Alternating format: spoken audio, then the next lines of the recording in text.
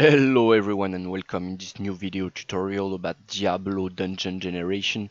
In this video we're actually going to create the stepping back logic I was talking about, and we are actually not going to create a step back logic, we're just going to create a simple metric that allows us to control what's going on in here. So we can just create a new variable called step back chance, and this is going to be a float, and we're actually going to create something that says that gives us a chance to step back in the dungeon instead of continuously going forward.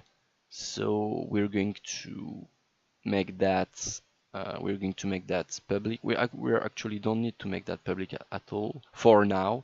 We might be making them public afterwards. We're going to see. So let's say we have 70% chance stepping back. When we generate our tile layout, once we've generated our tile, we're first going to make sure our step back system cannot go further, we will clamp the index we're trying to get in here. So length -1 minus step back get, we're going to clamp that to 1, and the maximum will be itself. What does it mean? This means we cannot step back further than the first tile we spawned in the dungeon. So let's say we go back to our generate tile layout, and then we say for every tile we take, for every tile we try to add to our layout. We are going to roll a random float from 1 to 100, and if our float is greater than or equals to our step back chance, no, if it's not, no, this means we have 30% chance not to roll, so that's it. This gives us that. So we're going to ask, do we get to step back? If true, if not true, we're going to just do what we were doing. If we are stepping back, we're just going to plug that in here. We're stepping back, and it's going to get back on its track. So let's say we have 70% chance. If we hit play, we don't see much difference. Let's modify our metric so we can see what it does for real. We are going to make sure we have no additional tiles. We cannot have additional tile because we duplicated that variable from our max corridors in a row variable, and we set our minimum to 1, and we don't want a minimum for the additional tile amount. We don't want any additional tiles. Let's make sure we're checking if it's equal to 0 before looping. We're not, so we are going to make sure this is greater than 0 before looping, else it will always add one additional tile, and we don't want that. So this is it. And then where was I? I'm sorry. We want to say we have one extra connection. We want to say we have 7 tiles.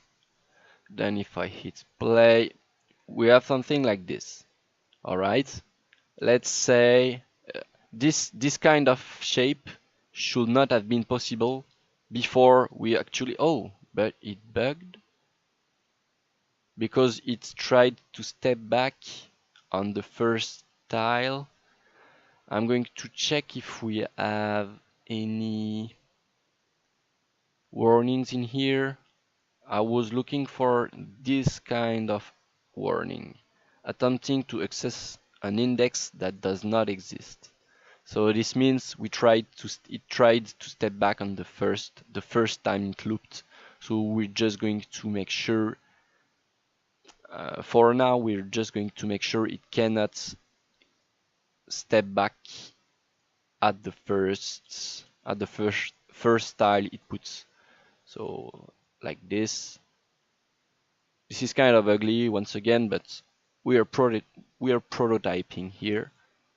So let's say if it's different than 0, then 1, then you do that. Else you just try to add one tile to the layout. Let's hit play. We shall not have any more bugs. So this kind of shape wasn't possible before we add our chances to step back. So if I say you have 0 chance to step back, you're not getting that kind of shape anymore. Oh, I can actually regenerate the level by hitting plus. So we only have shapes like this, but sometimes you do want shapes like this. And then you can say, actually, I want 80% chance to step back. What does it do if I say 100? It will always step back. It shall create a reverse dungeon. I think it will just create the same kind of layout.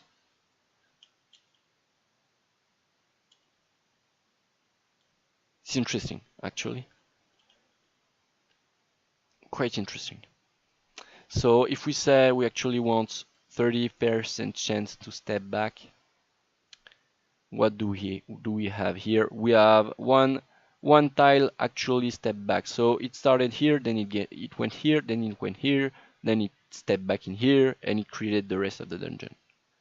It went like this. Quite fun. I like it. So this was about our step chance. Maybe we can make it so it's not.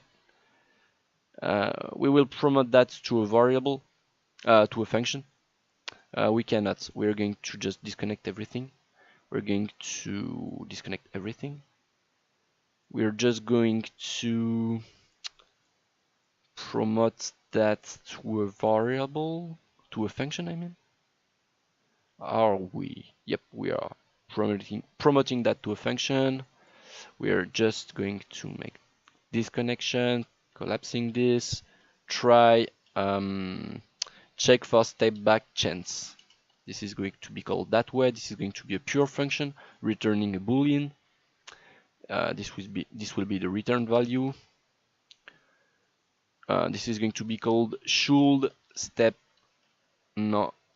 roll step back chance. This is going to be called tile index. We're going to build a branch. We're going to branch that. We're going to actually, this is not a good name. I cannot. This should be asking a question. Should step back. We're going to say if you should not step back, then you just keep adding stuff. But if you should step back,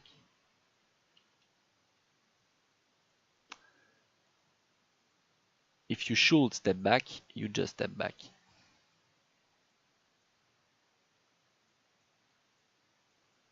So we're going to just build the logic in here, rebuild the logic we destroyed in the should step back function.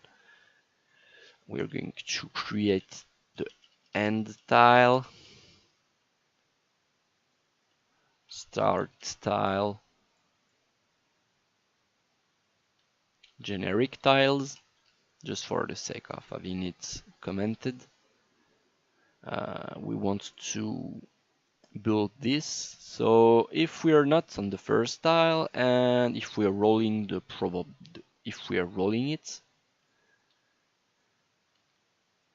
like this, this is going to be a utility function.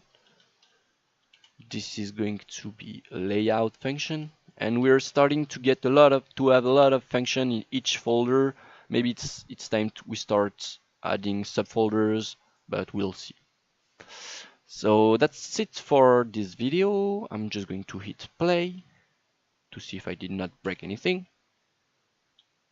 And what about the additional tiles? They are not going to mess up with this anyway, because we're generating them afterwards. So that's it. So that's it for this video. Hope you guys enjoyed it. Hope to see you guys in the next one. Bye bye.